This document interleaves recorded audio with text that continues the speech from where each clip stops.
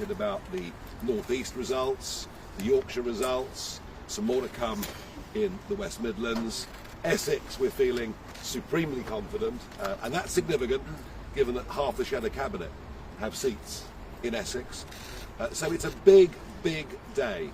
It's a big, big day, not just for our party, but for a complete reshaping of British politics in every way. And it all goes to show that over the course of the last 2 years, since we made that breakthrough in the general election, we have professionalised the party. We've done it at a very, very rapid rate. I'm thrilled and delighted and happy to take any questions. Nigel, you're live on Good Morning Britain. The counting process so far, there's a lot still to come. Yes. You've clearly made a lot of gains, you're clearly doing very well. How well do you think you'll do by the end of the day? The best is yet to come. The best is yet to come. I'm very excited about the prospects for us in Sunderland, in Barnsley, in Calderdale, in Wakefield, Cannock Chase, areas like that. And by the way, we took Newcastle under Lyme from the Conservatives, but there are going to be some big, big Labour wins. And perhaps in historic terms, Wales is the biggest of all. Labour have not lost an election in Wales since 1922. I couldn't tell you whether Plaid will be first or we're going to be first. What I can tell you is it's going to be a tight race between the two. So Wales, historically significant. Nigel, live on Good Morning Britain. A lot of sentiment there. What about specifics, though? What do you actually need to do for communities, councils up and down the country? Well, we've got a track record now. Where we have majority control of the 10 councils we won on May the 1st last year, 1 year in, we can say hand on heart, we've already saved over £300 million, and we've kept our council tax rises lower than any of the other parties running comparable counties. And if you doubt me, the IFS actually yesterday backed that up. So we are delivering value for money. What we're going to do here is, whilst many of these are new to politics, we've also got some old lags.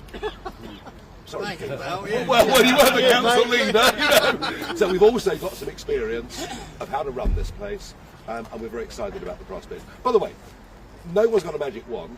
We all know that finances of local councils all over the country are severely stretched, and we're not promising miracles, but we are promising good value for money. Do you recognise that this might be a protest vote, though, against Labour and Keir Starmer, and that's why people are coming to reform when it comes to the general election? The results might look very different. Well, have a look at last year. Last year we far exceeded expectations in the counties that were fought. It can't continue to be a fluke or a protest vote. I would honestly say you're witnessing an historic shift in British politics. This is now the most national of all parties. We're competitive in the north of Scotland. We were competitive in Cornwall in the county elections last year. We're competitive in every part of the country, and we're here to stay. You talked about some difficult questions of funding for local councils. You've had some difficult questions about your own funding, £5 million. We'll talk about that any other time you like. Go on. Nigel, we've heard it claimed before that the old two-party system is dead. What makes this time different, and how confident are you, based on these results, that you're heading for number 10? Well, look, I think, apart from London, as I say, there are some London boroughs in which Labour have held up well overnight. The Conservatives have won back Westminster, although failed to do so in Wandsworth. There is still some residual strength. Both the Labour and Conservative parties would view London as their stronghold. But if you go to Merseyside, you go to Greater Manchester, just have a look overnight at what we've achieved already in results. In Greater Manchester, Tameside being an example, we won all the seats that were up overnight. And one of the big ones I'm looking forward to on Merseyside is St Helens, later on today, where all 46 seats are up. Now, these are areas, Boris Johnson did well in 2019 in the Red Wall, but what you're going to see today from us goes way, way further than that. And I think what you're seeing is voters who aren't just coming to us for a one-off, they're now becoming reformers in every way. So I am convinced that it's a fundamental change. I said yesterday that this set of elections was like our Beecher's Brook. You've got to clear Beecher's Brook, you've got to land safely if you're going to go on and win the Grand National. And these are the most significant set of elections between now and the general election, and I think we're in a very good place. And our lead, you look at our lead over the other parties, it's consistently about 9.5%. You talked about voting reform to get Keir Starmer out this morning. He said he takes responsibility for the results. but he isn't going anywhere. Do you think that will change over the next few months? I suspect when you see the full results in the Red Wall, there'll be a rebellion. Personally, I'd be very sad to see the Prime Minister go.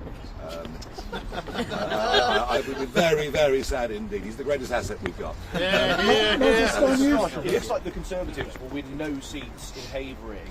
What has the result in London done to the Conservatives nationally? And could we be about to see Hexit, Havering, leaving London as a result of this? Well, look, as far as Havering is concerned, there are many, I feel, associations with Essex.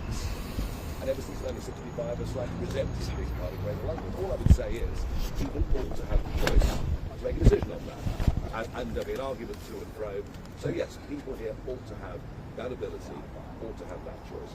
More broadly, I think what you're going to see, and obviously we've got Scotland to come as well, what you're going to see by the end of today is that whilst the Conservative Party have the odd pocket of strength, predominantly in very affluent areas, they will cease to be a national political party. And I made the point earlier that we are competitive right down to the southwest of England up to the northeast of Scotland. And I would honestly say now that we are the only true national party. We're competitive everywhere.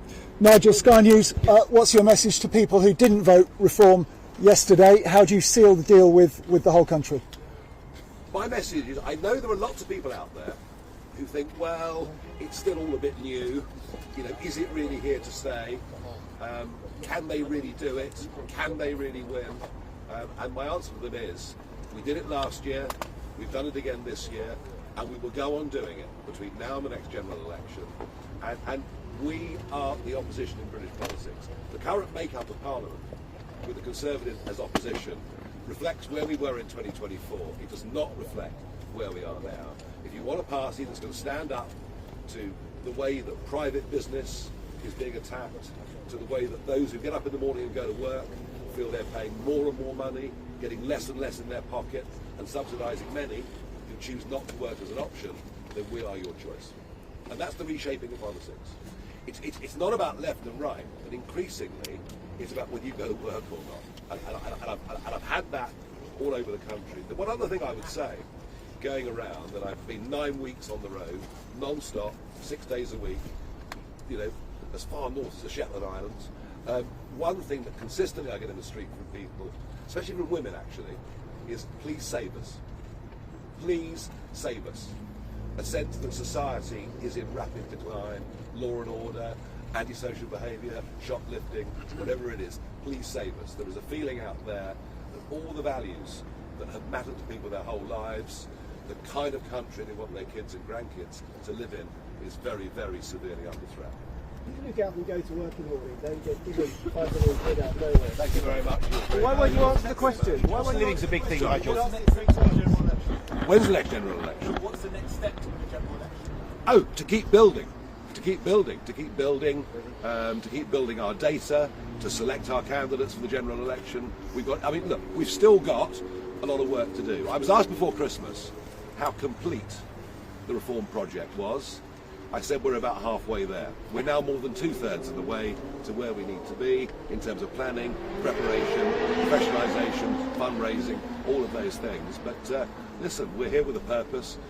We want to turn the country around. We all feel it's headed in the wrong direction on a number of major issues. Frankly, many people find the societies they're living in unrecognisable from just a few short years ago. This is stuff of the heart. This is really emotive stuff that matters to people. Will you be accepting any more factions? No, doors closed. Sorry. Rosa came. He's very welcome. But no more Tories anymore. Any more Labour? Well, who knows? Who knows? I mean, we've already had Sir Robin Wales from Newham, former council leader and actually quite a legend in local government in Labour. And I think the time for conversations with patriotic old Labour representatives is now. So I will take Labour defections. How long do you think Keir Starmer's got left, Eddie? I would suspect that the rumblings are going to start even before the King's speech on the 13th of May. He'll be lucky to still be there by midsummer. would be my guess. But as I say, personally, I think he's a great chap, and I really want him to stay. Just one final question. In terms of our viewers really concerned about the cost of living, we've Yeah. seen prices going up. What can reform offer them? We have stuck ourselves into an insanity on energy. It was the Conservative Party that signed us up to net zero, that decided there was no need to be a manufacturing nation, no need to produce our own oil and gas. What we are paying... This war hasn't helped, has it? No, and nor did the Ukraine war. And there are always events beyond our control, which is why we should be absolutely self-sufficient, not just in the production of oil and gas, but also we've lost the refining ability. It's one of the reasons that diesel is so expensive. We're not able to produce it. So, look at Norway. Look at Norway. They opened 49 new drill sites last year on their side of the North Sea. In fact, you can actually see some of the new Norwegian rigs from our rigs that are currently being decommissioned. We opened 0 last year, and what this war has told us, above all else, is that we need to be as self-sufficient in energy and as self-sufficient in food as we possibly can be. And not relevant here in Havering, but one of the things that we will be doing out in the rural areas and in the counties, we will fight every single solar farm application on good farmland. So if we produced our own gas, the price would be a lot cheaper. The government will tell you, oh no, it's a global price. Well, do you think that getting gas out of the ground in Montana, liquefying it, bringing it across the Atlantic and regassing it is the same price as what we could do it for here, both onshore and offshore? It's nonsense. Is it possible to have a phone call with your friend Donald Trump to maybe end this war in Iran? That would help prices over here. I think the war in Iran is very close to an end. Thank you very much, guys. Thank you, Cheers. guys. Thank you. Right, can I ask you to take one step back? Maybe one piece of camera for our social media. So we're going to do the same again, nice horse shoe, and Nigel's going to do this one for our camera. Thank you very much.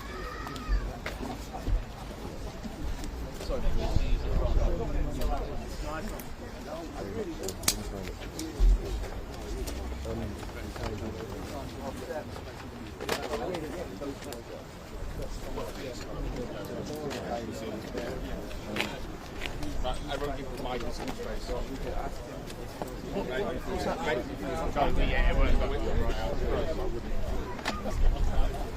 We're going to do one Havering message and one national message. We've just heard 9 a.m. here in the London Borough of Havering, one overall of this council. It's our first big victory in London. And full credit to the guys and girls here. Full credit to Randy Lockwood, John Crossman, a few months ago. We're very excited about it.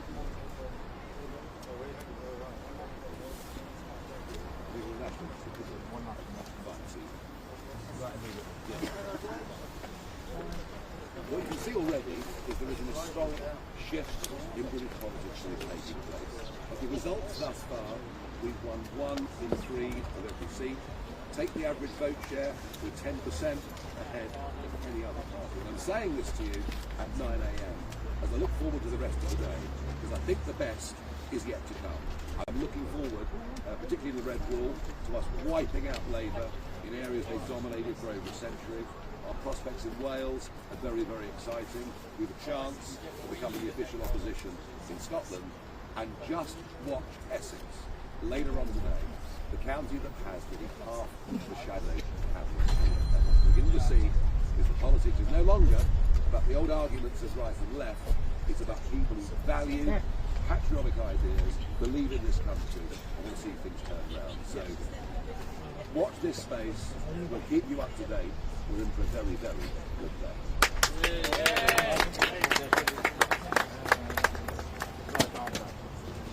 Again? Yeah. Stand like a fan with your arms out. Nigel? Right, we've got to go.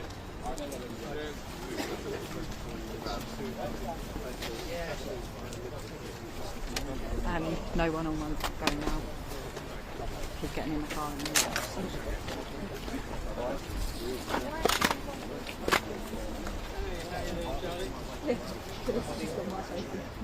Thank you, Charlie.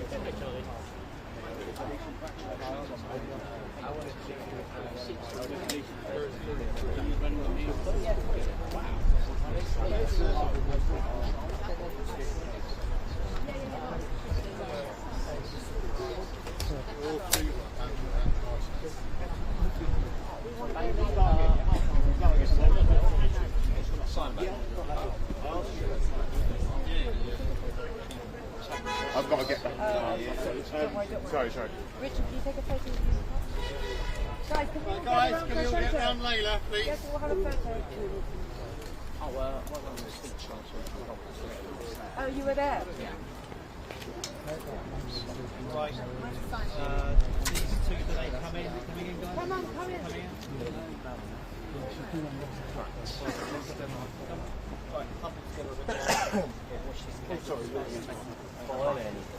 Reform. It's a bit lacklustre. We'll count it in then, mate. Oh, hang on. 1, 2, 3. Reform!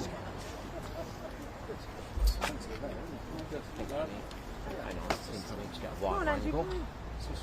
Andrew? Oh, well done, everyone. Do it again. 1, 2, 3. 1, 2, 3.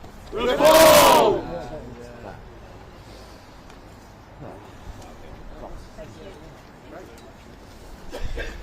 Thanks. We'll go get some food.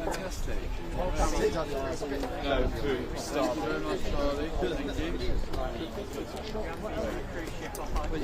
You get your car with you.